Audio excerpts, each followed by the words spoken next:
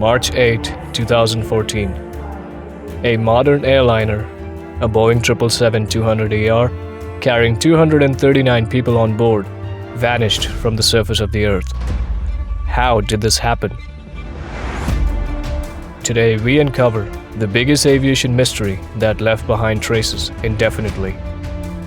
Welcome aboard to Malaysia Airlines Flight 370 as we request a cruising altitude to reality and level 350. This is the story of Malaysia Flight 370. My bag is packed and ready to go. It has been since Saturday morning. Ready to go where? Wherever he is. I want to know what exactly happens to our loved ones, to the plane. From an intellectual perspective, I had already reasoned through, and based on a lot of research, had already said, it doesn't make any sense that this is a crash. I'm quite sure it's an abduction. So that is a real possibility to ditch in the water if something goes wrong? Absolutely. You look up in the sky and there's an aeroplane. How does something like that disappear, It was just another night in Malaysia. A flight deck crew on 7th March 2014, on a regular evening in the capital of Malaysia, was here at Kuala Lumpur International Airport with 10 cabin crew, preparing for their late-night flight to Beijing on a Boeing 777. The flight crew had a defining difference in experience, which is going to take an eerie shape in a few hours from now at its requested cruising altitude, level 350. Malaysia Airlines Flight 370 was operated with a Boeing 777-200ER with the serial number 28420. That beautiful massive airliner was registered as Mike Romeo Oscar. The aircraft was delivered to Malaysia Airlines on 31st May 2002, powered by two Rolls-Royce Trent 892 engines. The aircraft had accumulated 53,471.6 hours and 7,526 cycles in service. A replenishment of the crew member oxygen system was performed on 7th March 2014. A routine maintenance task and examination of this procedure found nothing unusual. The pilots had taken a fuel of 49,100 kilos. MH370 was given supplemental fuel, would give the aircraft its flying endurance for about 7 hours 31 minutes, which was around 2 hours longer than the anticipated flight time. And the crew oxygen cylinder had been topped up right at that evening, just before the flight. Would last for about 27 hours for the person in the cockpit using it. Keep an eye on that. The captain for this flight was the 53-year-old Zaharie Ahmad Shah. Married with 3 children, the favorite uncle to his nieces, and a grandfather, Zaharie lived with his wife in the suburbs of Kuala Lumpur. Community kitchens, community activities to help children in need, to help poor people. Zaharie believed in giving back to society. His friends described him as the most generous and caring person of their lives. With one of his t-shirts, "Democracy is Dead," Zaharie was a politically minded person. The political environment during that time in Malaysia wasn't all roses. Zaharie was publicly seen as a supporter of his distant relative and as a member of his political party, the opposition leader, Anwar Ibrahim. Zaharie's close friend Chang considered him a silent member for the party. He holds no position in the party, so I would consider him a silent member. Zaharie was described as a tech geek. He had a flight simulator at home. Chang also said that Zaharie used to invite his friends over to be able to buy things off the counter and set up his own flight simulator. Zaharie's soul was consumed by flying, something he would even do on his flight simulator, as he just couldn't live without it. And as eerie as this sounds, this would soon consume the innocent bodies of everyone on board. Zaharie was a native of Penang in Malaysia. He had joined Malaysia Airlines as a cadet pilot in 1981. And after his training at the airline, and after he received his commercial pilot's license, Zaharie was promoted as a second officer for the airline in 1983. Zaharie took control of the Boeing 737-400 as a captain during 1991 and then the Airbus A330-300 during 1996, and he finally took control over the Boeing 777 as captain in 1998. Zaharie had a colossal flying experience of over 18,423 hours in his 33 years with Malaysia Airlines, and was the most experienced and senior for the country within the airline. Zaharie was a type rating instructor and was a type rating examiner on this model with his colossal experience. The first officer on this flight was the 27-year-old Fariq Abdul Hamid. The young lad had a pious passion for aviation. There was an innocence inside of him. At that young age, he was just an intensely motivated, happy, a sunny, jovial, and a sweet, young, blooming pilot, up-and-coming captain for the airline, in a short while preparing on working his way up his ranks, and receive his clearance for it with his last training flight on the 777 on this night. Fariq, at the age of 20, had joined Malaysia Airlines as a cadet pilot in 2007.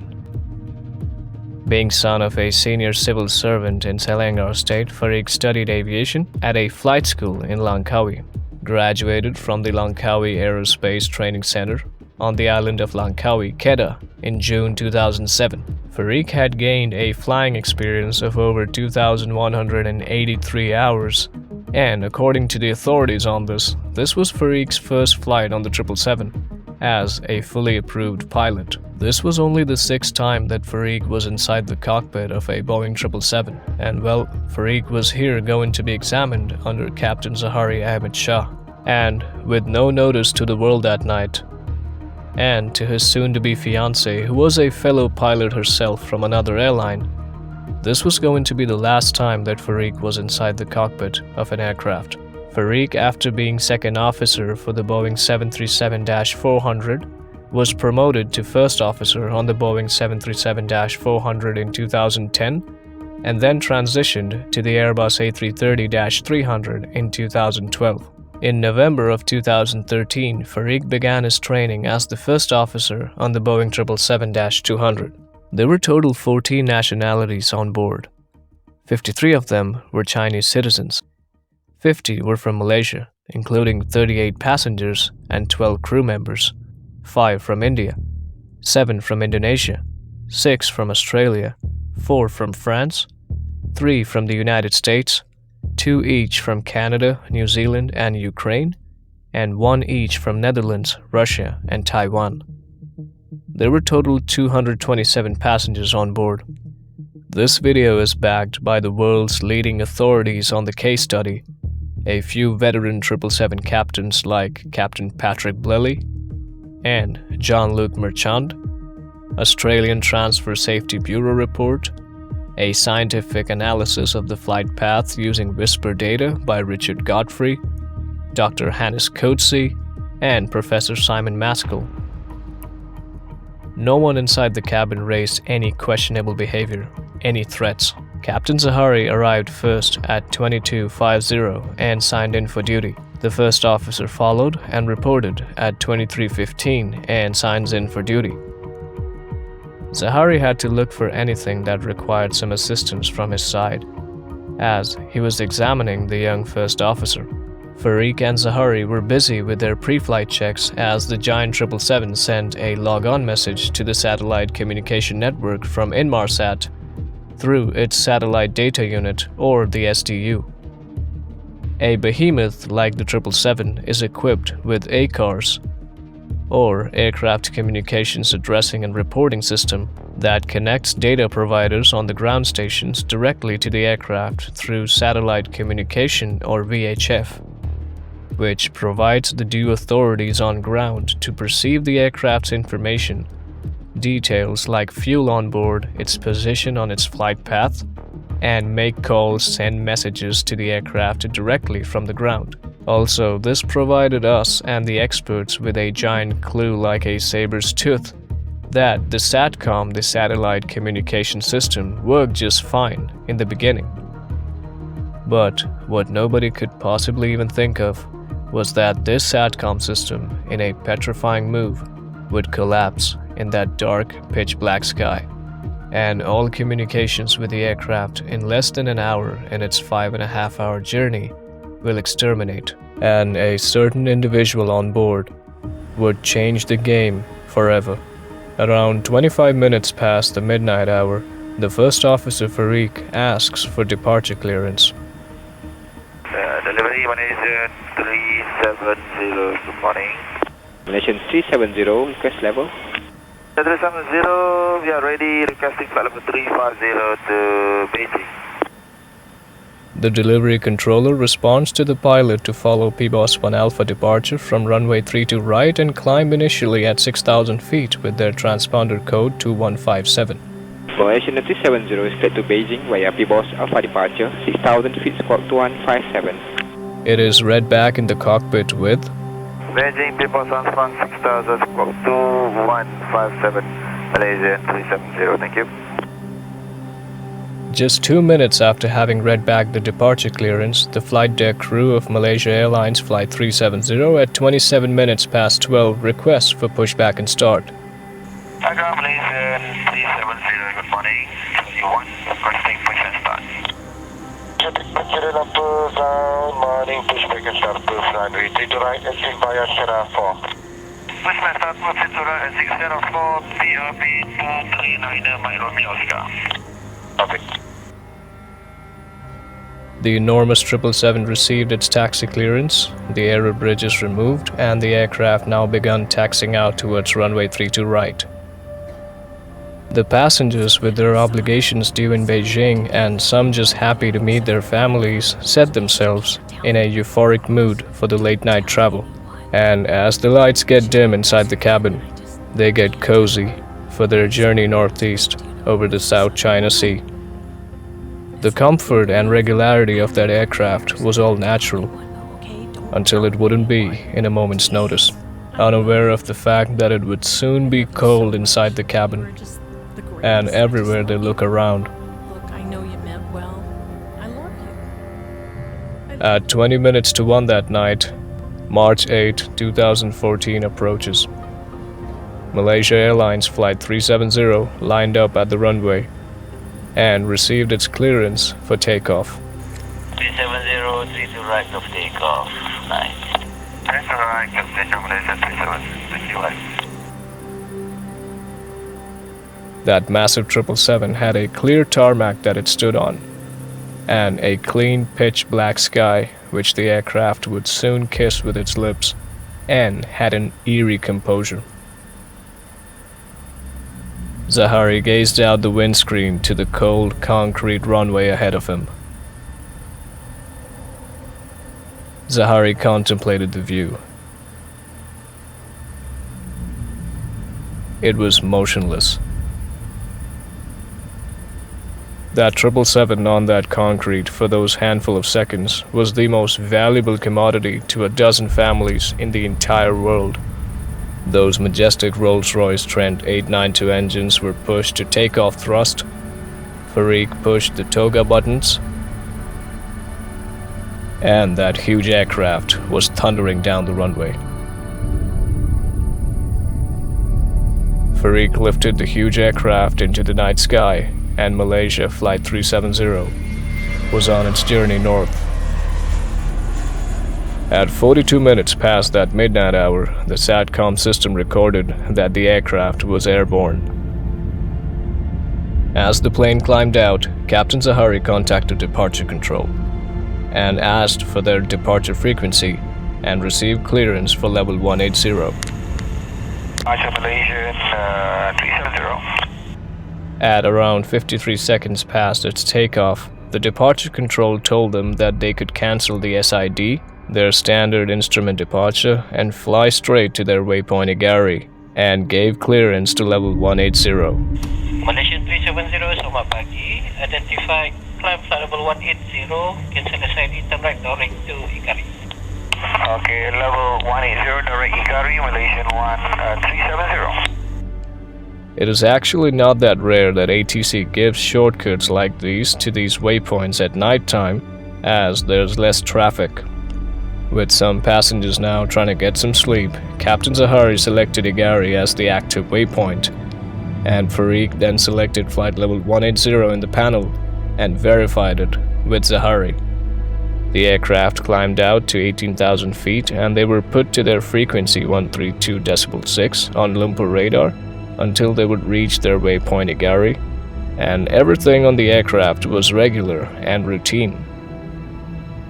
At 46 minutes and 39 seconds past the midnight hour, the departure control approached the flight deck of MH370 and handed them over to Lumpur radar control, who would be responsible to have them at a higher altitude in Malaysian airspace. 370, contact Lumpur radar 13269. Alright, 1326 Malaysian 370. Zaharie dialed the frequency in the panel and made contact with the new area controller. Number control Malaysian 370. Malaysian 370, Lumpur radar, good morning. Climb flight level 250. Morning, level 250, Malaysian 370. Everything was completely routine with the flight. The pilots were following their flight path, and the aircraft, like I had mentioned in the beginning of this video, was almost perfect with its working condition. Now all that was printed in the inevitable chapter of Flight 370 was them to have their requested cruise level, level 350. And in the next 4 minutes, that time came. At 50 minutes past 12 and 8 seconds, Malaysia 370 was cleared to subsequently climb to level 350. Malaysian 370, climb flight level 350. Climb level 350, Malaysian 370. At 17 seconds past 1 that morning, Captain Zaharie called up Lumpur area controller and informed that they were now level at flight level 350. Malaysian 370, maintaining level 350. Malaysian 370. Captain Zaharie, after 7 minutes, called up Lumpur radar and he reported the very same thing again.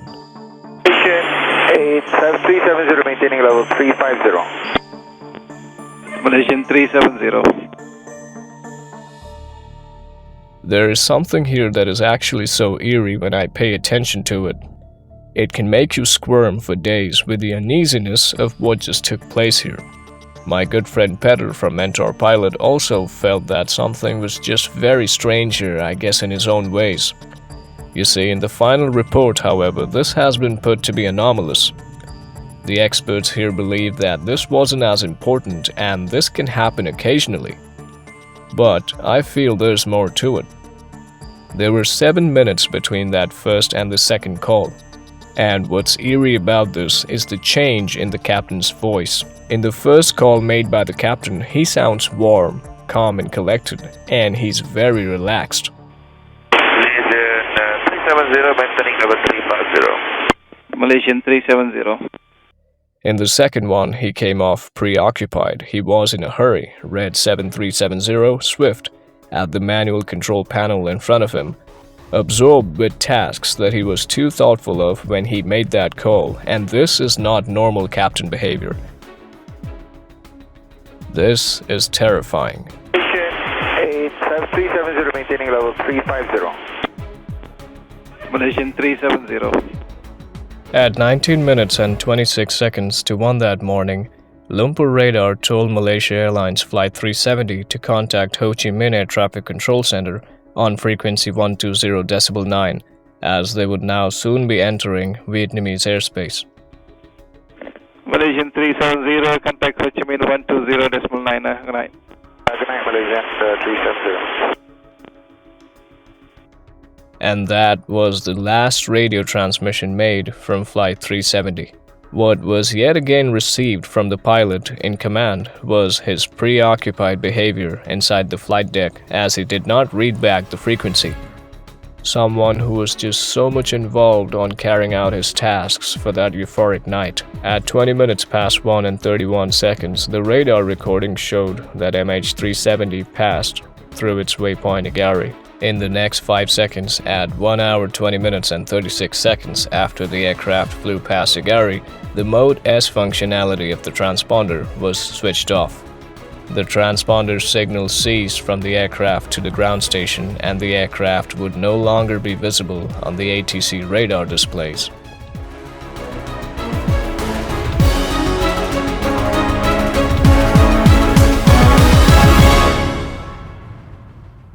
here I want to talk to you guys about primary surveillance radar and secondary surveillance radar. Both radar systems work together and are used by air traffic control centers to track and detect an aircraft. The primary radar detects and tracks an aircraft in a limited range, and they work on emitting radio waves or electromagnetic waves off the aircraft, and that it is reflected or bounced back from its object, that is, the aircraft. The secondary radar detects and tracks an aircraft over really long distances, on the order of 250 plus nautical miles from the radar site. The secondary radar relies with its targets equipped with a transponder that transfers more data of the aircraft down to the ground station, like the plane's identity, its location, its speed. The transponder on the aircraft has a 4-letter numerical code, which the secondary radar had for this aircraft from the ground station, which was given to the first officer in the departure clearance. Malaysia 370 is straight to Beijing via P-Boss Alpha departure, 6,000 feet, squawk 2157. Secondary radar holds the Mode S functionality of the transponder, TCAS, and ATSB signals.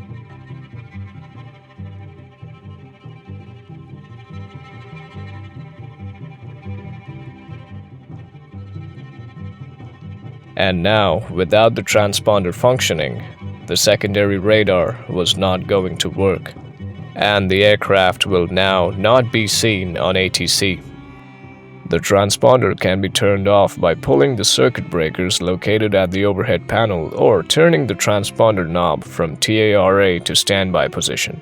If this accounts to an electrical failure that led to the transponder not functioning and all the other electrical systems on the 777, all of the data from the plane would have just gone at once. But this is not what happened. When Zaharie turned the transponder dial from TARA to standby, for a quarter of a second it passed right through Alt off. The ground stations received the plane's position while its altitude read 0. This wasn't unbeknownst to someone like Zaharie, but he could care less. The civilian primary radar and the military primary radar was still tracking the aircraft. Whether this was unbeknownst to Zaharie, I do not know. In less than 5 minutes, MH370 was on its initial right towards its next waypoint, BTOD, in Vietnamese airspace, and the civilian primary radar and military primary radar recorded that right at the transfer of control unit between Malaysia and Vietnam, and for a handful of seconds as the aircraft just couldn't have been tracked by both the Malaysian and Vietnamese airspace, the massive aircraft took a U-turn to the left. Instead of continuing to fly on its airway Mike 765 and reach BTOD, its next waypoint, and be on its filed flight plan route next, inside the Vietnamese airspace, MH370 took a U-turn with a bank angle of almost 38 degrees. Boeing tried to replicate this turn in their simulations with the autopilot engaged, but they just couldn't do it, as the autopilot will only allow a bank angle maximum up to 25 degrees.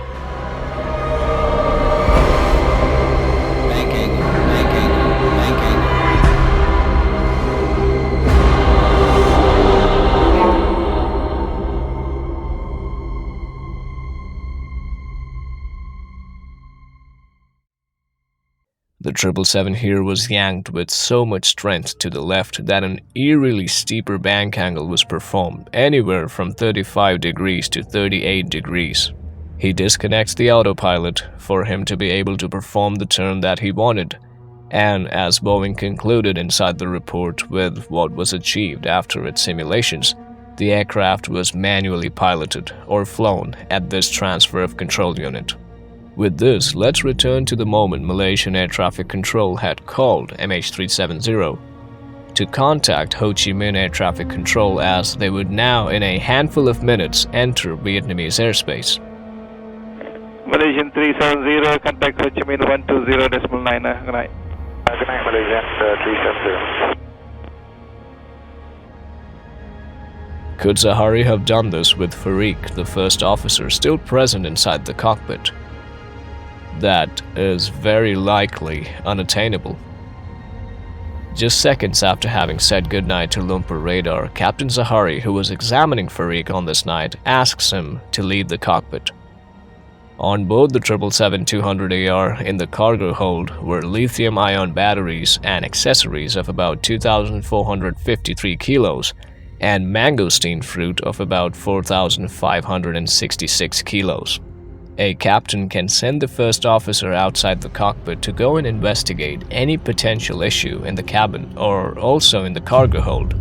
Zaharie here could have put on an act of being doubtful of the mangosteen fruit for its packaging with a metamorphosis of thoughts suddenly, and as Fariq was just the perfect diet for this piranha, who wouldn't mind his instructions on board, he asks him to go and monitor if something was unusual, their journey up north. And they were entering a new airspace. Or Fariq could just be retrieving an item that was needed from the cabin for flight operations, or visually assess external conditions that cannot be fully observed from the cockpit. Or even, as my good friend Hamid from Green Dot Aviation put in his video, he could have just asked Fariq for a shot of caffeine on their 5.5-hour journey up north. The details of it do not matter. Captain Zaharie knew he should be left alone inside the cockpit of the 777, a thick layer of covering that is impenetrable by the 238 people on board behind him. Captain Zaharie sealed within the agenda, consumed by evil, hell-bent on accomplishing his mission that very night. His expression changed, and he locked the door. This video is not mere speculations or false hypotheses or assumptions. I stay away from that here on the channel. It is backed by a decade of study by Jean-Luc Marchand and Patrick Blely. Hypothesis that stems right from what our cycle of studies have repeatedly told us and what was most likely happening on Malaysia Airlines Flight 370.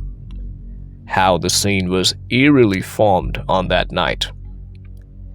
Zaharie, the person in command, after having yanked the plane to the left with a 38 degrees bank angle, and as he was maneuvering the U-turn, saw to his north the Thai Air Defense Identification Zone. But Zaharie had rehearsed for this night for almost a month. Also, every single airspace to him was like a bird to air. It was like a fish to some of the deepest ocean in the world. As he yanked the plane to the opposite direction, with that 38 degrees bank angle, and having corroded the 777 with its limits to have turned that poorly, he smirked as he manages to avoid the Thai Air Defense Zone. Zaharie had no restrictions, no infatuation for aircrafts that night. Step 1 was accomplished. The 777 had been successfully maneuvered into the diversion, now flying opposite to its final flight plan towards the Malay Peninsula, back over the dazzling sea lights of Malaysia. The captain now had a series of technical actions that he wanted to perform in his planned tech log list of his unachievable mission to a mortal man. The 777 was now positioned between the Thai ADIZ and Airway Mike 765. And as I briefly talked about ACARs a while ago, now was the time that Zaharie had to put the old dog out of his misery. Because with ACARs enabled, the Malaysia Airlines Operations Center still knew that the plane was in the air, as it was programmed to feed the plane status report its information via SATCOM on its position flight route. But Zaharie knew that he wasn't going to disable the ACARs the routine way, because if he did so, it would send a message down to the ground station that it was manually logged off, or, put simply, was powered down from the cockpit. Zaharie doesn't want to leave any traces. He uses his 2 fingers and in the overhead panel, deselects the 2 main generators, primary generators control push buttons, and the 2 backup generators control push buttons from their buses. And this maneuver instantly cut off the electrical supply to most of the aircraft systems, especially the SATCOM. that would send the plane's information to ACARS, which would then feed the plane's information to the ground station, or Malaysia Airlines Operations Center. He also must have deselected in his flight management display the SATCOM and the VHF. So if SATCOM came back on, ACARS wouldn't be able to communicate with the ground station. And then the aircraft would try to auto-start the APU, but he prevented the auto-start of the APU by turning its knob to on and then off in succession. And that would have triggered the ram air turbine, or RAT, with automatic deployment, to provide the necessary power to manually now pilot the aircraft, with the primary flight displays and navigation displays working just fine for the captain. The aircraft was being flown with the sole electrical power provided by the RAT, and the hydraulics were not a problem for Zaharie, as still both the Rolls-Royce Trent 892 engines were working just fine and providing full hydraulic power, and because of that, flying the aircraft manually was not a problem for Zaharie. Implies a subsequent manual piloting. Regularly, pilots are trained to fly in such conditions in their flight simulator training sessions. Captain Zaharie had rehearsed for this night, and he was well trained for this. Everything else except the primary flight displays and navigation displays in front of the captain would have gone completely dark for the passengers behind. To them, this nightmare that stared them right in the eye, instead of a sound sleep to Beijing, was frightening. They didn't know what was happening. Everything inside the 777 was pitch black, singing an eerie song as it matched colors with the pitch black sky outside the windows. This would make things really difficult for the crew and passengers in the back. For the 10 cabin crew, the first officer Fariq, and the 227 passengers, this was the beginning of the end.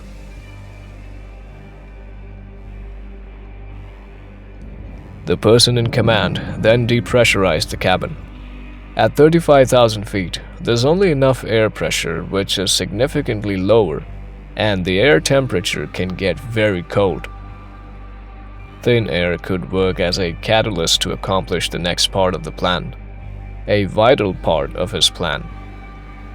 He did this so that he could get everyone to their seats and keep them under control. Keep the passengers and the crew seated with their oxygen masks. The stewardess here are programmed to help. They don't think it's a hijack in the first place. They're doing what they have been trained to do in the situation. And to the passengers, this was carried out in such a way that sure, something had gone terribly unusual, but it was under control. To them too, this wasn't a hijack, was it? The first officer was watching it all unfold right in front of him. And according to me, he must have already by now tried with a fair amount of attempts to drop a cabin call to the cockpit of 777, including a cabin crew's possible attempt on dialing the emergency code with Fariq too, to have the door open, but Zaharie denied the request. An uncomfortable truth that even if the emergency code is dialed to open the door, if the pilot is incapacitated, it will be easily achieved. But if he's fully conscious, he still has the control from within to deny and impeach an entrance. And that, we believe, was done here. Absurdly designed to keep hijackers out, the hijacker was the captain sealed within the cockpit himself. Fariq realizes that this is a hijacking. This was done by reaching to the cabin outflow valves on the panel and manually switching them from auto to the open position. Zaharie then reached down and grabbed his oxygen mask and put it on, as he let the pressurized air inside of the cabin out into the atmosphere. He let the air conditioning running when depressurizing the aircraft, keeping the temperature drop bearable inside the cockpit. The aircraft then, in approximately 15 minutes, descended to flight level 300, or 30,000 feet. Zaharie descended the massive aircraft, probably to be able to better sustain the low pressure inside the cockpit, with that bearable temperature inside it. Zaharie with this winked at the different airspaces around him and the mortal men, women and kids behind him, as he just mimicked an emergency. There were about 15 to 17 portable oxygen tanks on the 777 for the staff, to be able to help people and to circulate in the aisles. The crew were most likely sitting at one of the spare passenger seats or at their flight attendant stations and had grabbed one of the oxygen masks there. Fariq, however, was breathing with one of those portable oxygen tanks, and he was breathing heavily, and that would provide him with oxygen for about 25 minutes. The specifications say 44 minutes or 1 hour, but Fariq was watching it all unfold and slowly realizing what was actually happening on board the 777. Inside the sane cockpit, he was terrified and his heart was pounding. And he sucked in a lot more oxygen than most of us might think of. You and me may never really manage to understand and comprehend the solace for the uneasiness that Fariq felt on that night as every minute passed on his watch and his mobile phone. This was going to last for only about 25 minutes or 20 minutes for Fariq. His oxygen supply. For the passengers now, it was all cold inside the cabin, and everywhere they looked around.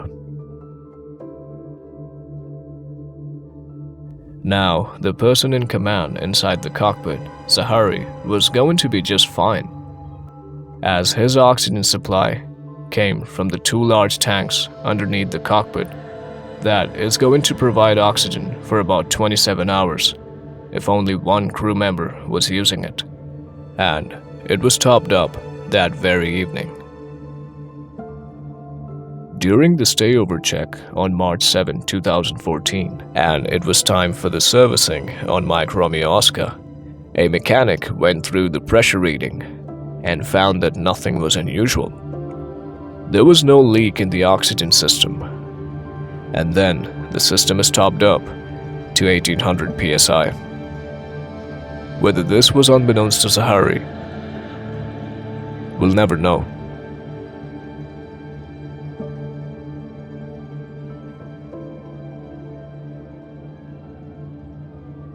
To Zaharie's addition, as he fixed his eyes in front of his windscreen, the meteorological conditions were excellent at the time, and he could see the glittering lights of the small town on the east coast of Malay Peninsula, Kota Baru.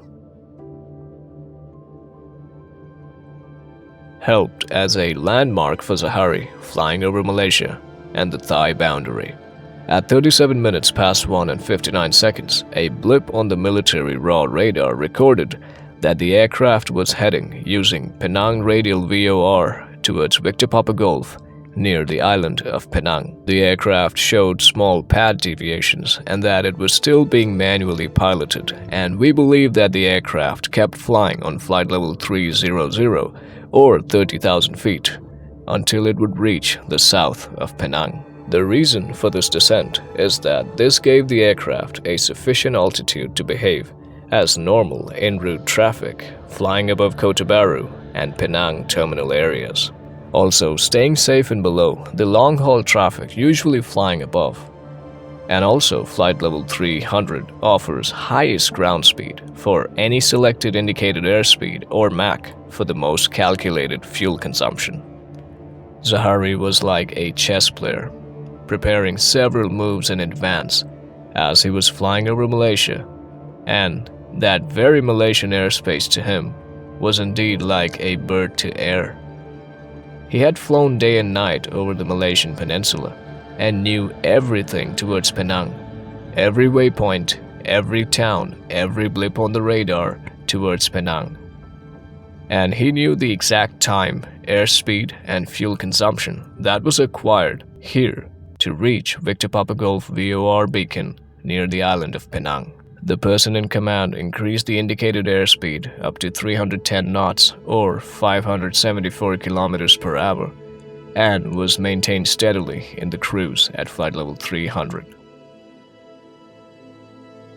At 39 minutes past 1, Ho Chi Minh Air Traffic Control Center called and queried Kuala Lumpur Air Traffic Control Center and asked them on the whereabouts of MH370. The aircraft for these 20 minutes hadn't communicated or checked in with them yet.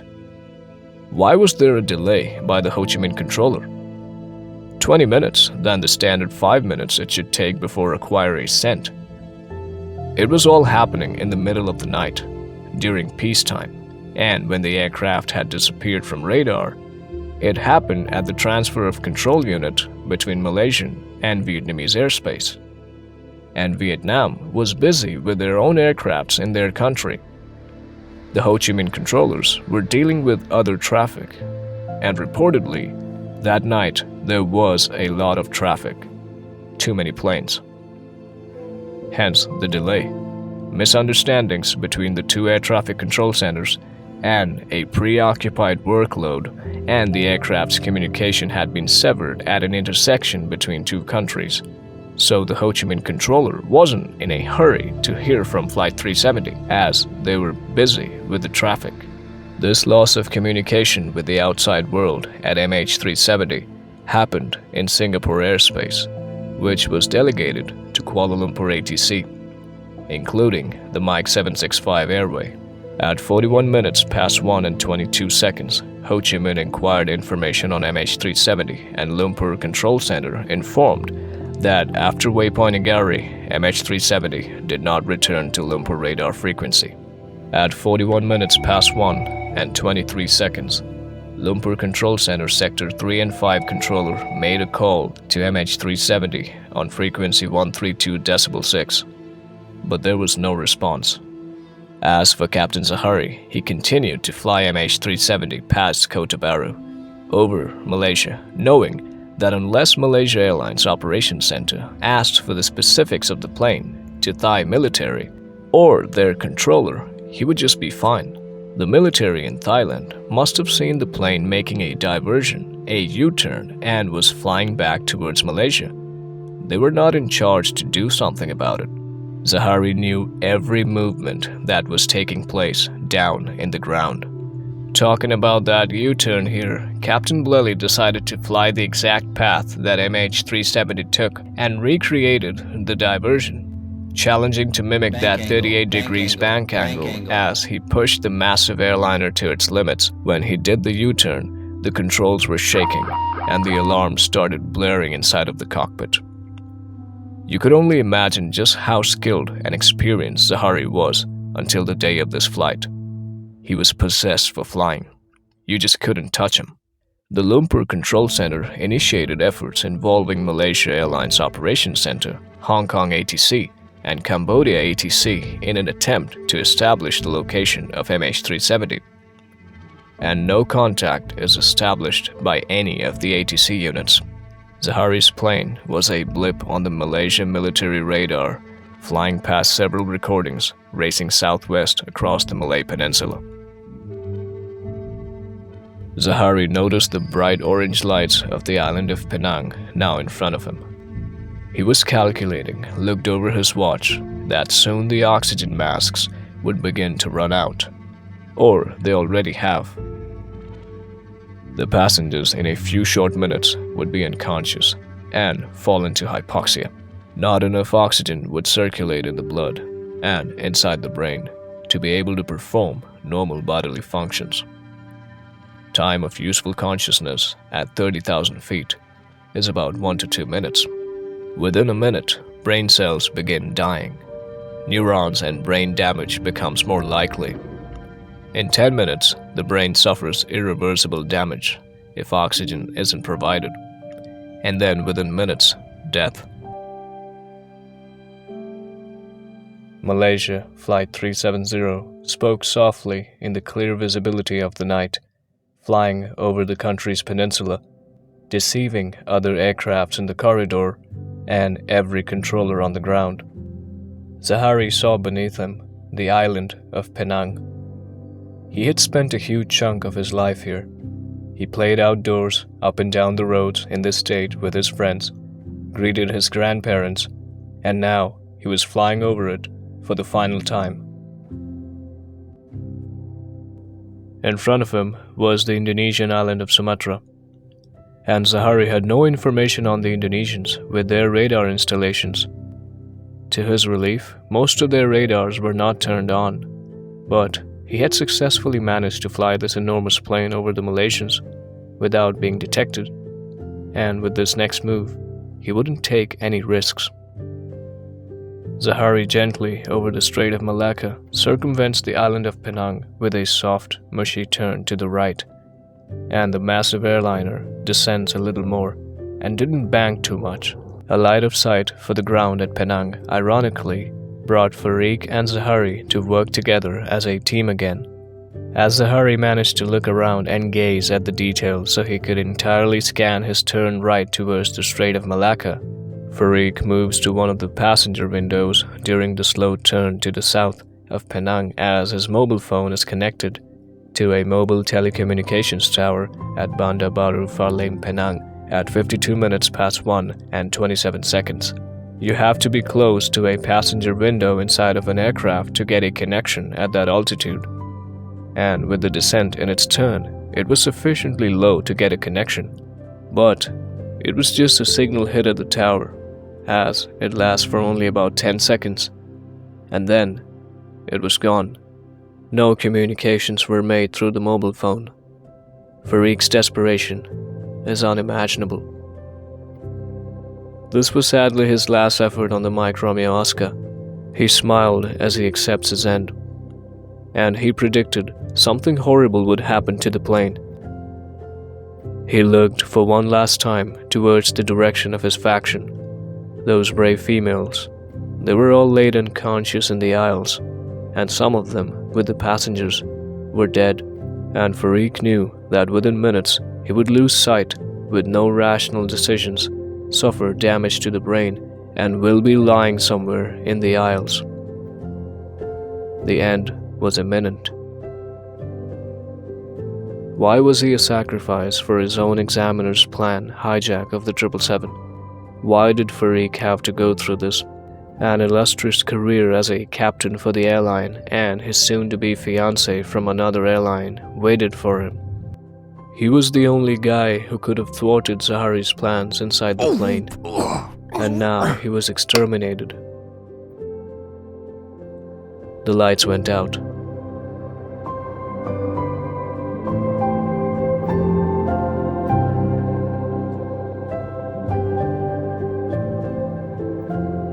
At 52 minutes past 1 and 35 seconds, a blip on the military raw radar showed MH370 heading towards Pulau Perak, a small island over the Strait of Malacca. At 4 minutes past 2 and 39 seconds, KLATC radar controller informed Ho Chi Minh controller, with reference to Malaysia Airlines Operations Center, that the aircraft is still flying. It is somewhere over Cambodia.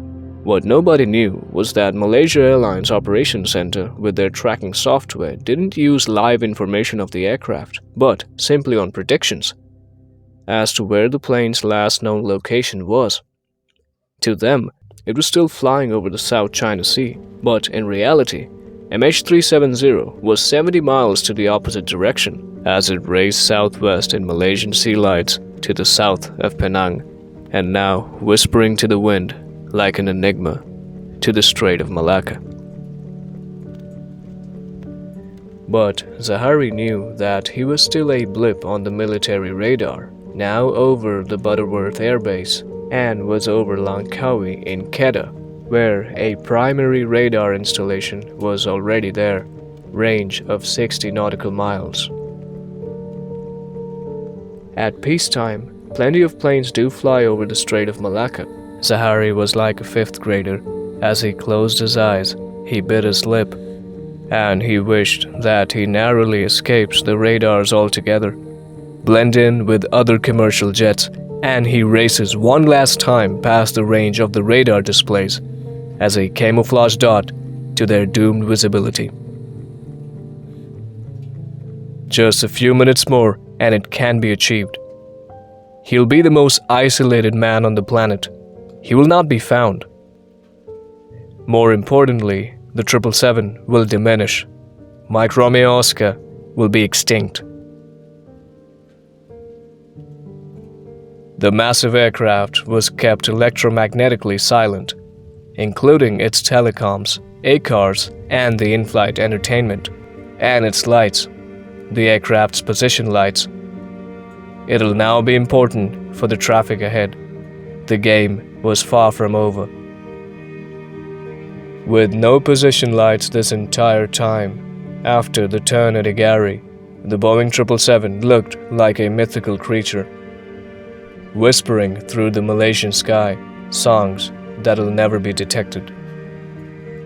The massive aircraft was kept at its indicated airspeed of about 310 knots or 574 kilometers per hour, maintaining steadily flight level 300 or 30,000 feet, and was heading at its waypoint, Vampi, not being controlled with lateral navigation but manually piloted, as the radar plots show lateral irregularities. The plane's electrical power was still being provided by the ram air turbine, and navigation was not a problem for Zaharie. Vampi was 170 nautical miles away from Penang, so the Victor Papa Golf VOR was still within range on its radial out. Overflying Vampi was an easy task for Zaharie.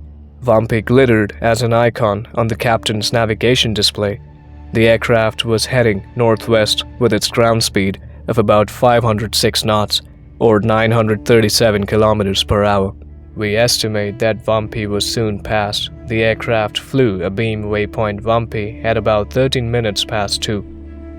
The aircraft had exited the Victor Papa Golf range, and with less and less electrical power, the huge aircraft began drifting to the south on its airway November 571, now towards its next waypoint called Mekar. Zaharie could see the distant lights of Banda Aceh, Sumatra, and he would perform the most sadistic, shrewd part of his plan once he was there.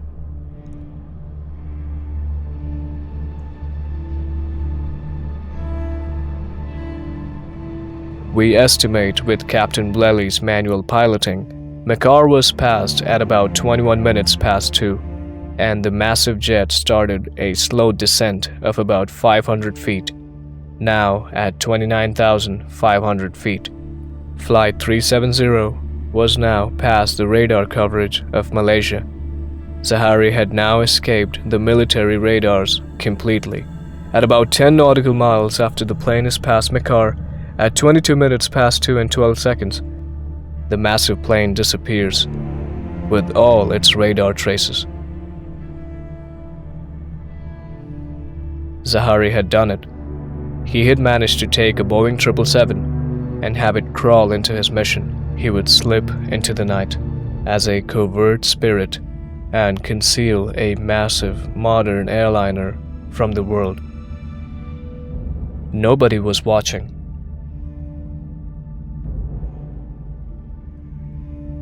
The huge 777 screamed across the island of Sumatra, carrying a liability that only she was the sole witness to, a moth to the fire in Zaharie's plans. Little to his known, he didn't win yet. He wouldn't prevail over the doomed system just now. Zaharie had planned that once he was past Mekar on the airway November 571, he would restore the electrical power. So he does. I estimate that about 23 minutes past 2 and 20 seconds, Zaharie restored the aircraft's power. The whole host of systems on the giant 777 came back to life, with multiple tasks on the multifunctional display and the flight management computer. As they did, a countdown began for Zaharie. He had a limited time to react and quickly configure and now engage the autopilot to safely manage the plane's trajectory. He knew that the Satellite Data Unit, or the SDU, would soon become operational and start to send out data. Engaging the autopilot was very important to do, as this would create an opening for Zaharie for disabling as soon as possible all communication systems before they broadcast any message and he's undetected. His intent was now making the plane follow published local airways with the lateral navigation function. He then would have again deselected the SATCOM and the VHF on his multifunctional display, a data link reset via the communication manager page. which, unbeknownst to Zaharie, gave the investigators the unrivaled clue that everything on that night was being done deliberately. Yes. Blocking the communications before the SDU would become operational, and him deselecting the SATCOM and the VHF on his multifunctional display in flight has a side effect of erasing the flight and company information, and in particular the flight identification or flight ID. This is the only unique way to have the flight ID erased and missing in the SDU signal units, which is mentioned in the Malaysian report. When the flight management computer was fully operational, logical waypoint entered was probably Neelam. Zaharie sequentially keyed Neelam in his multifunctional control and display unit and then pressed execute and then pressed the lateral navigation button on the mode control panel as he commanded the plane to pass by the waypoint Neelam with the autopilot engaged. When the SDU rebooted, or a portion of the SDU rebooted, it tried to send a log-on request to the satellite communication network from Inmarsat. Engineers from Inmarsat performed their calculations, and they unraveled that they had this timestamp attached to the plane when it sent the request. And now, the time it took for the satellite to receive the signal, and by comparing these two times, it was possible enough to determine how long it took for the signal to reach the satellite. And this signal traveled at the speed of light. He can now determine how far the plane is from the satellite when the signal was sent. This signal could now be reverse engineered to determine how far the plane was from the satellite as it sends the log-on request. And hence, they draw a circle or a ring. And so at 25 minutes past 2 and 27 seconds, the massive plane was somewhere on this ring. Not inside of this ring, but somewhere on it. Basically meaning that you're somewhere along the radius of this circle or ring, and hence establishing the first arc. These routine exchanges every hour would be known as handshakes, for as long as the plane was very much in the air. From this point on, the story of Mike Romeo Oscar would be the story of these arcs. Interesting. The massive plane was heading north, nearing Neelam, and the plane was descending around 1,000 feet per minute, and was now leveled at flight level 270 or 27,000 feet. He spots the lights of the Indigo 6E53 traffic coming ahead, and so the descent was needed, mostly for this with his TCAS standby state and his position lights off, to potentially avoid a collision and also not be seen by the Indigo aircraft. Or with him being too busy on his tasks in the multifunctional display and the flight management computer, and didn't mind the trajectory. You couldn't blame him. The massive plane takes a mushy turn to the right towards Neelam with the autopilot engaged.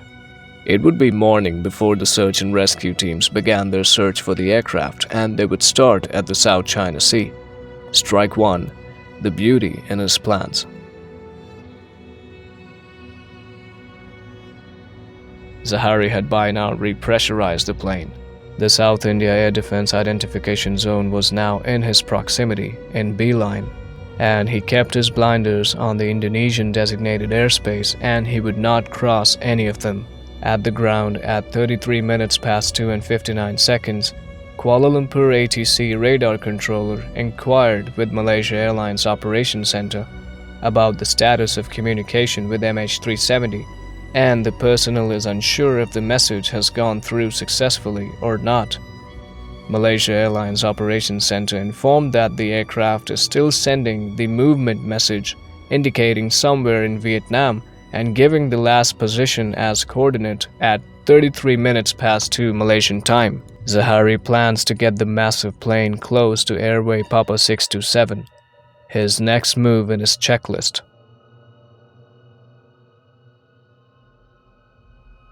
We calculate if the plane was descending or climbing during these hours based on burst frequency offset or BFO. Burst frequency offsets provide an estimation of the frequency shift of the signal due to the relative velocity between the aircraft and the satellite.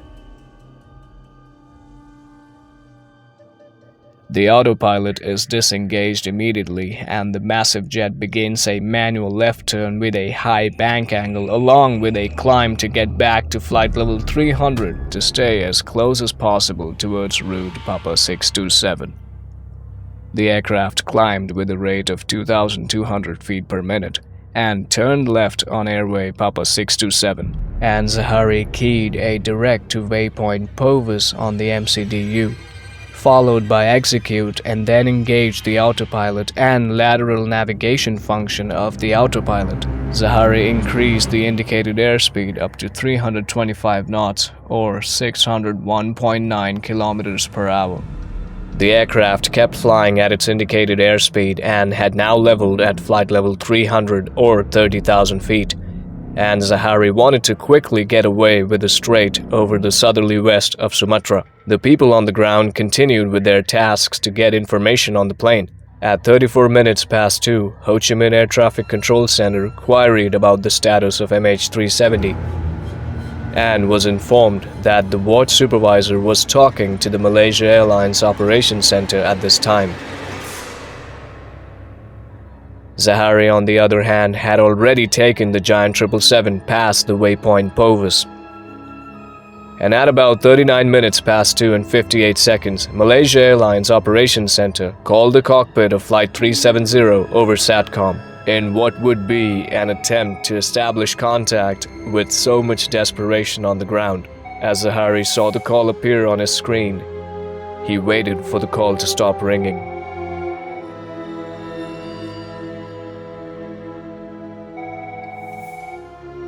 And it did. It was disturbing. It was chilling. Zaharie had a confirmation that Malaysia Airlines now knew that something was terribly wrong on Flight 370. They were desperately trying to get a piece of him, but it was too late.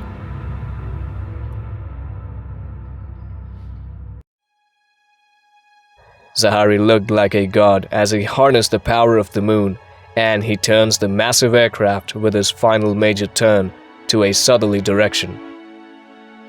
The heading was established at around 188 degrees, also to avoid a developing meteorological phenomena in the southwest of Banda Aceh in form of a cumulonimbus.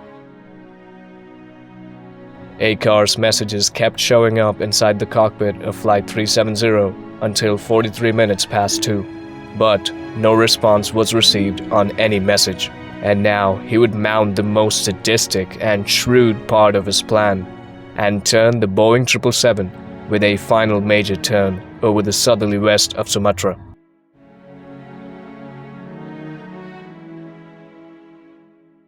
This enormous container, a colossal 777 in hands of a colossal man, looked like it was hypnotized as it accomplished Zaharie's goals for him. Ho Chi Minh Air Traffic Control Center contacts MH386, which was flying from Kuala Lumpur to Shanghai and within Ho Chi Minh airspace, and is requested to try and establish contact with the plane on Lumpur radar radio frequency. KL Air Traffic Control Center then requested MH386 to try on emergency frequencies too. Zaharie contemplated the view. It was motionless. He chooses flight level 300 or 30,000 feet for every hour that the plane was in the air from this point on. Had to make a trade-off between fuel consumption, the time he would be airborne, and the range. Climbing would have consumed more fuel, and at this point in time, Zaharie was most concerned about maintaining fuel in front of him to remain airborne as long as possible. That is until the very end with his 49 metric tons of fuel which he decided for the flight, before pushback and start in Kuala Lumpur. He engages the autopilot, metaphorically put a direct to waypoint southern Indian Ocean, with the remaining fuel on board, around 28,000 kilos. At 30 minutes past 3 Malaysian time, Malaysia Airlines Operations Center informed KLATC that the flight tracker information was based on flight projection and was not reliable for aircraft positioning. The huge 777 was whistling over the boundless Indian Ocean that covered 20% of the water on the Earth's surface, thousands of miles in every direction, as his plane would soon kiss the middle of the Indian Ocean. There was no human life, and there were no ships. Zaharie was licking his chops as he smiles, thinking of how this all would frame in a week from now, having a disturbing confidence on the fact that the aircraft's final resting place was never going to be found. His 777 was hissing over some of the deepest ocean in the world with its engines, and all he could gaze at was water. It was loud and completely silent everywhere to him. He was well settled in the warm cocoon of his modus operandi, had all the time in the world. In every direction to the huge Boeing aircraft, there lay a dark blue abyss.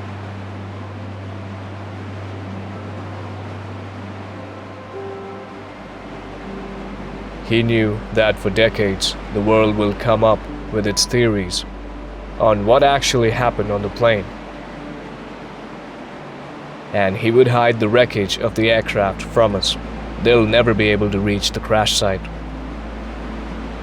With only a few pieces or debris of the plane that'll actually wash up to the shores of parts of Africa or Australia. Zaharie was now indeed the most isolated man on the planet. It was achieved. And his Boeing 777 was unmapped. He'll never be found.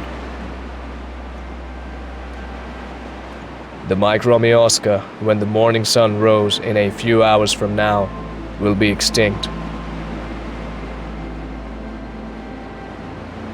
At 41 minutes past 3 and 3 seconds, the ground station in Perth initiated another handshake with the plane, and therefore establishing the second arc. In about 2 to 3 hours from now, Kuala Lumpur Aeronautical Rescue Coordination Center would issue a distress phase, as the early morning rays of sun have their routine handshake with Malaysia.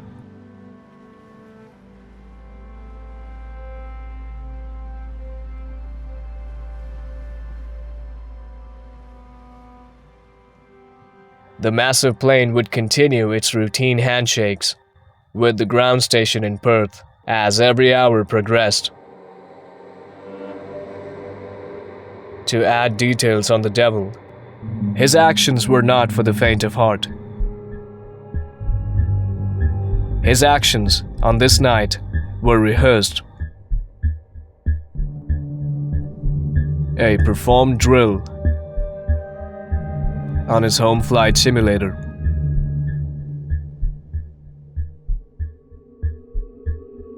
Seven days after the disappearance of Malaysia Airlines Flight 370, the Royal Malaysian Police recovered Zaharie's home flight simulator flight paths in their investigation.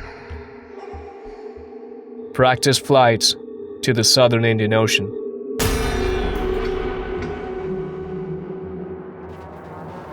Unlike the simulator where you can create situations. So he would create different scenarios that he could try out on the flight simulator. Yeah, that's what he mentioned to me.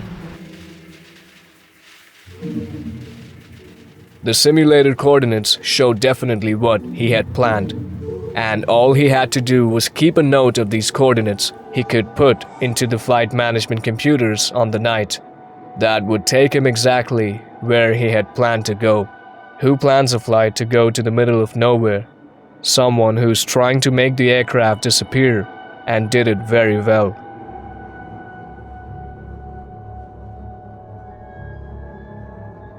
The data was recovered with the help of the FBI, and there were 7 deleted Microsoft Flight Simulator Coordinate FLT files that were found on Zaharie's external hard drive.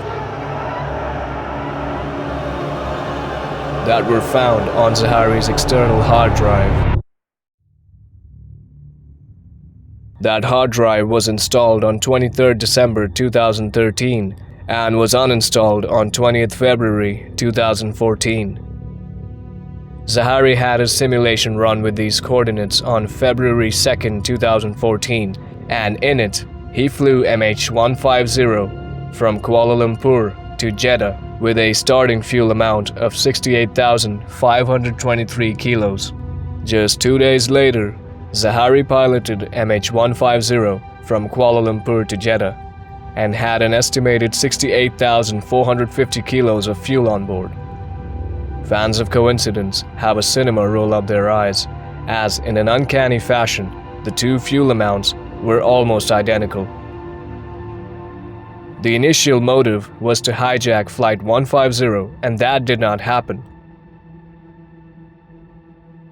A possible reason to it was that there were 2 sets of crew on MH370.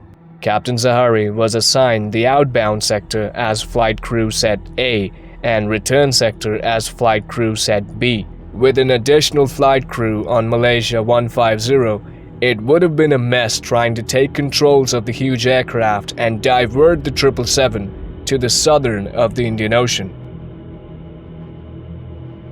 February 21st, Zaharie, following his schedule, flew MH370 to Beijing.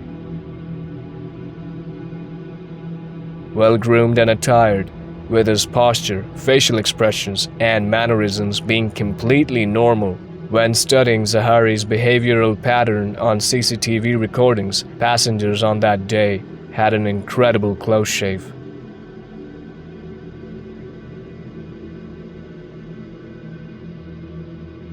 At 30 minutes past 5 in the morning, the watch supervisor activated the KLARCC.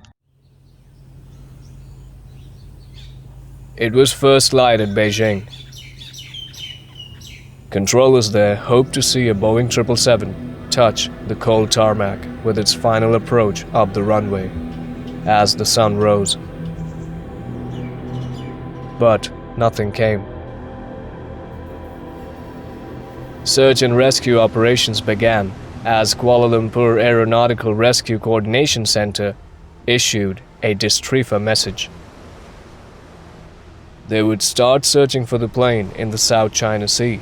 Maybe they come face to face with the wreckage of the Boeing 777. And that the plane had already crashed with over 230 people on board. Fruitless. The plane was still in the air, and thousands of miles to the south, hissing over the deep Indian Ocean. There were no survivors, except for the captain. Families waiting for the arrival of their loved ones at Beijing, their desperation was unimaginable. The atmosphere was tense for Malaysia Airlines. Nobody knew that the giant 777 was still in the air.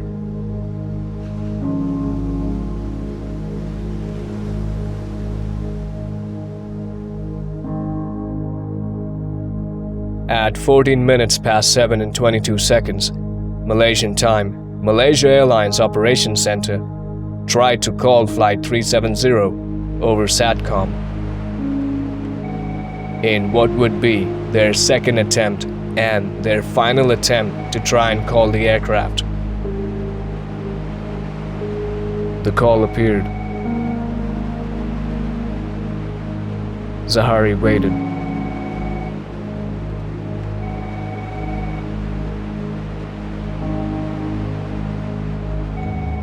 In the warm cocoon of the rays of sun above the deep Indian Ocean inside of the cockpit, Zaharie was in no mood to pick the call. And that was it. The 777 continued hissing over the southern Indian Ocean on autopilot as the sun kissed her everywhere on her body.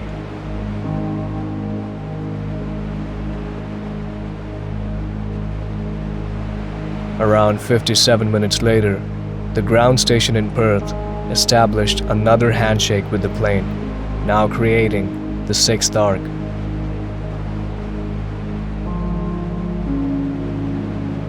The sun was now the sole witness to a horrifying hostage above the southern Indian Ocean by a pilot, and he didn't have any destination. The sun takes a snapshot of that menacing and the occupied look of Captain Zaharie Ahmad Shah. Everything froze inside that massive aircraft. Zaharie contemplated the view. It was motionless.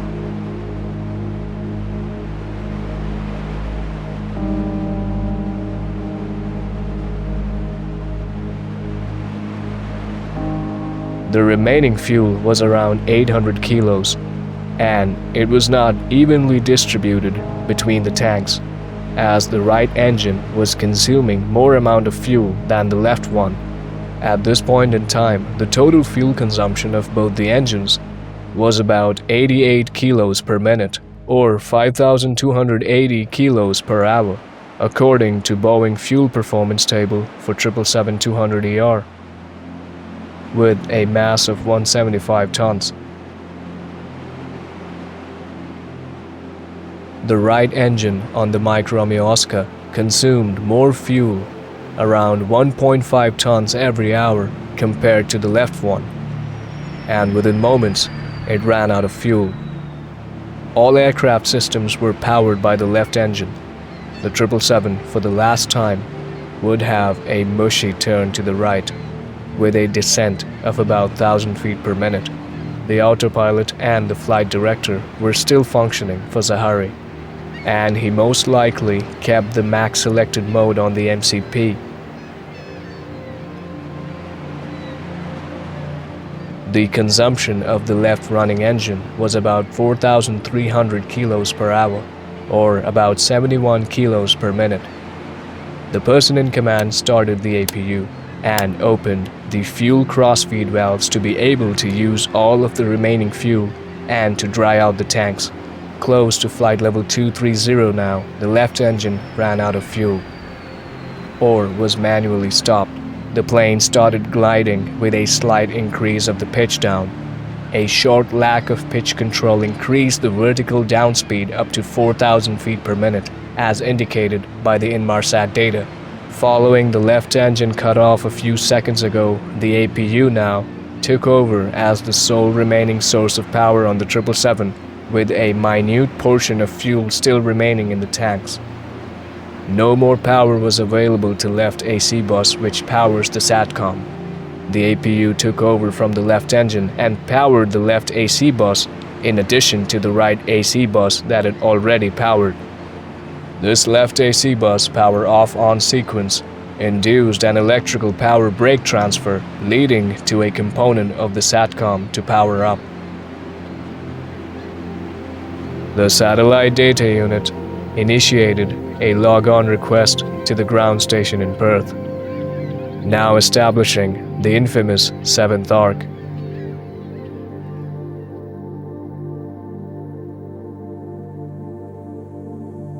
Familiarity coded in technical aspects can be eerily beautiful.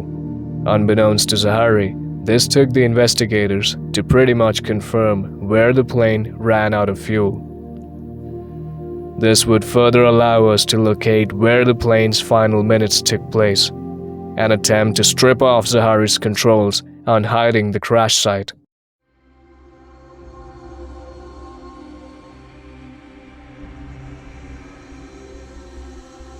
Nine seconds after the successful SATCOM log-on to the network, the 777 was screaming towards the ocean with a terrifying rate of descent of about 14,500 feet per minute. In these final moments, Zaharie had a conversation with himself.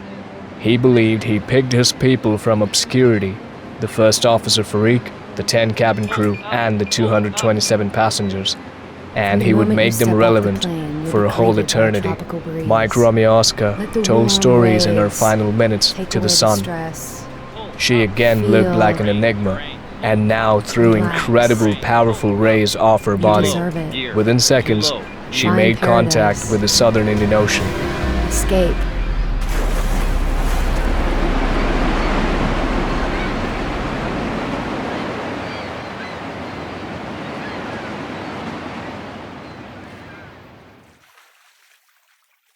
And the plane was diving, according to Jean-Luc Marchand, just after crossing the 7th arc. This is the scenario of Jean-Luc Marchand. Zaharie recovered the plane immediately from an unexplained dive, and the massive aircraft continued its controlled gliding descent before Zaharie properly ditched it onto the ocean.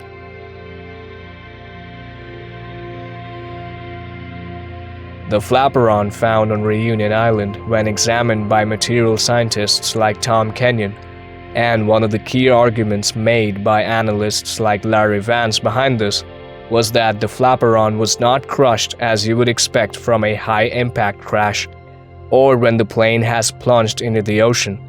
It is largely intact with just the trailing edge ripped off, and there's only surface damage.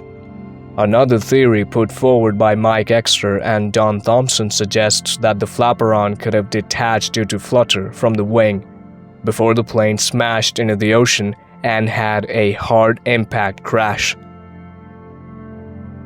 Richard Godfrey's conclusion on this is that this was not a soft controlled ditching or a hard impact, resulting in the aircraft being decimated into millions of small pieces.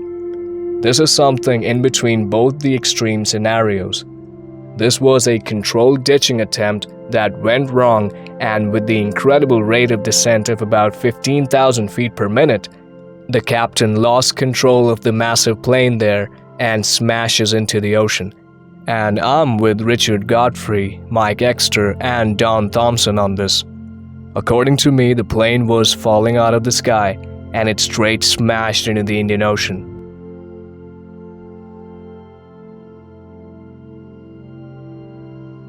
In the years since the disappearance, search teams carried out substantial underwater search campaigns. The 2 underwater search campaigns were conducted until 2018, involved Fugro, the Dutch-based company specialized in marine surveys, mapping out 120,000 square kilometers, and Ocean Infinity. Based on our calculations that the plane had crashed definitely beyond the 7th arc in a quasi-vertical dive. According to Patrick Bliley and Jean-Luc Marchand, an absolute controlled maneuver ditching into the water, not too many movements of the plane, have produced only a few pieces of debris. How qualified into this he was is terrifying.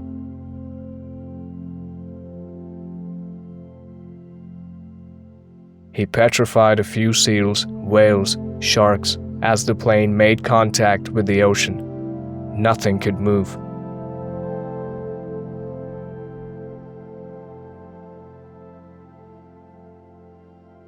Subsequently, a lot of studies conclude that the plane in its high-speed vertical dive straight smashed into the water. We can differ on a lot of aspects, as long as it makes sense and your head is shoved into the engineering of the Boeing 777-200ER. I won't accept no outlandish into another dimension theories or having sucked into a black hole. This video does not hang with any natural phenomena or even human error to begin with.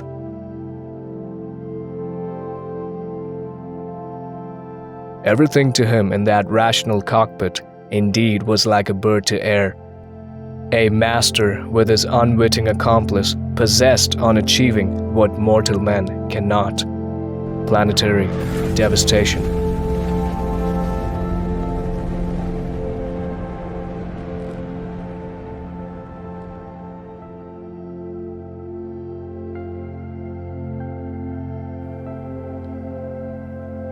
Zaharie was the pilot.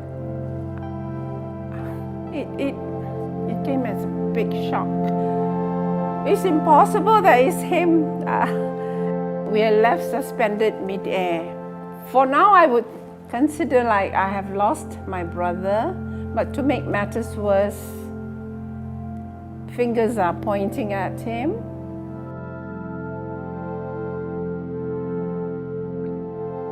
As hard as this choice is to have him responsible for the unfortunate event, he is more than likely to be the cause behind the disappearance. At 15 minutes past 9, another handshake is initiated by the ground station in Perth. But Mike Romeo Oscar wasn't there.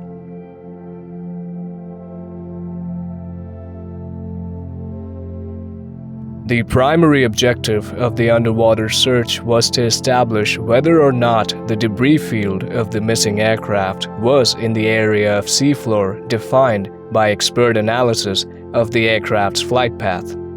The most probable area to be searched through modeling the aircraft's flight path and behavior at the end of the flight would lead to optical imaging on studying the debris. In 2015 and 2016, debris from MH370 was found on the East African coastline, Madagascar, Reunion, Mozambique, and Tanzania.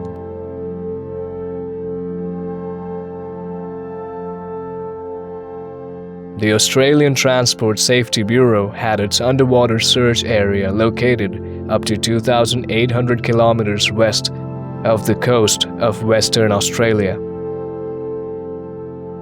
Over the years, at least more than 30 pieces were found and have been certainly coming from MH370.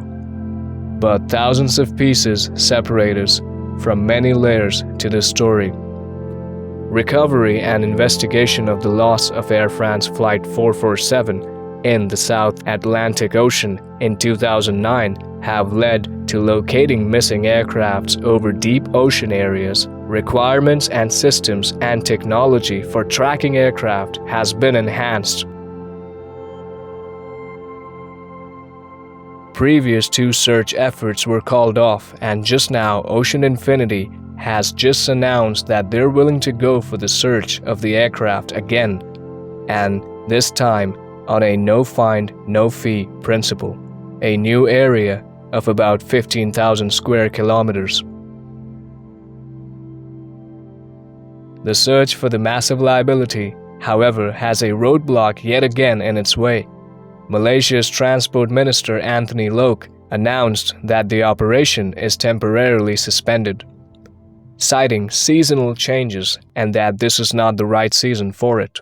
The search has been put on hold until the end of this year.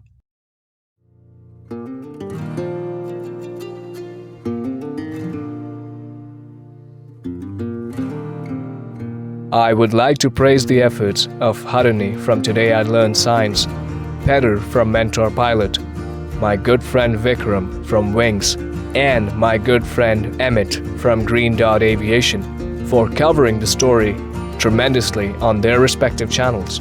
My efforts and my motives with this video are to take the families of those who stepped on board Mike Romeo Oscar on March 7, 2014 in a much close proximity to what happened on the 777-200ER. Every course, every move until the plane had its touchdown into some of the deepest ocean in the world. Be way more technical than anybody out there.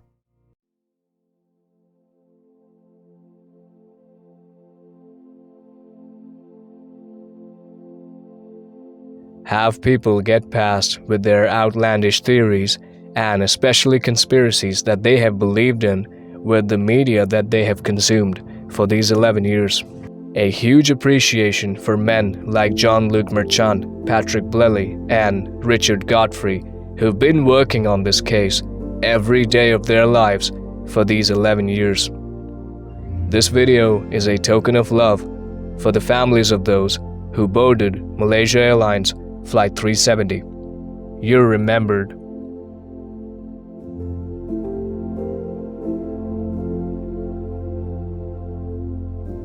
They're supposed to go on living without knowing what really happened.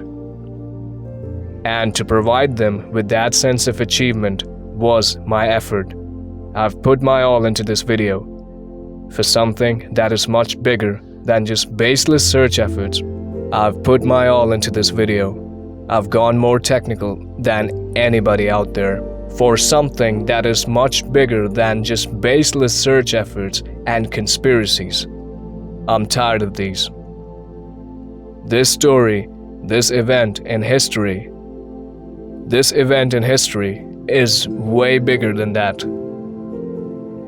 I wanted to take you to an altitude where the truth becomes visible, and the visibility range is just not poor enough anymore. Malaysia Flight 370 is now sufficiently visible.